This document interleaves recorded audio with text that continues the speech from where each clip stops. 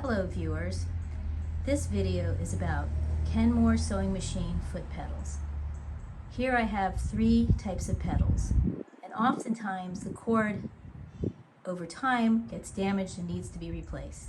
I'm going to show you how to open each of these particular foot pedals.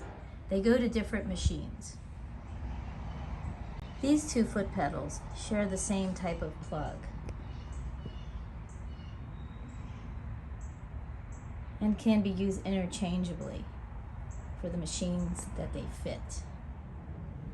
The plug on this pedal is different. This pedal fits a Sears 158 1914 sewing machine, which is a deluxe machine made in the late 70s. This foot pedal is the easiest to open, as the screw is right on the back here. Use a small Phillips head screwdriver to unscrew so you can remove the cover. I always keep a magnetic dish handy to put the screw and the washer for safekeeping. Once the screw is removed, the cover comes right off.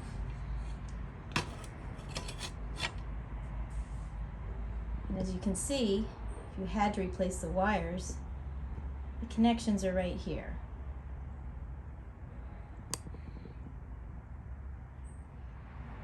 To put the foot pedal back together, it's important to match up those little pieces right there,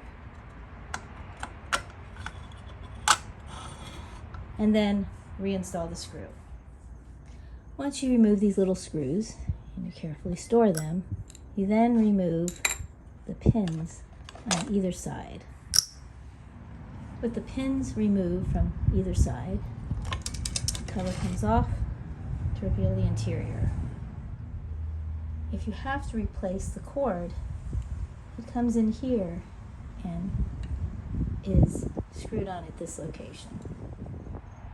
To put this foot pedal back together, you need to line up the holes and reinsert this pin on both sides.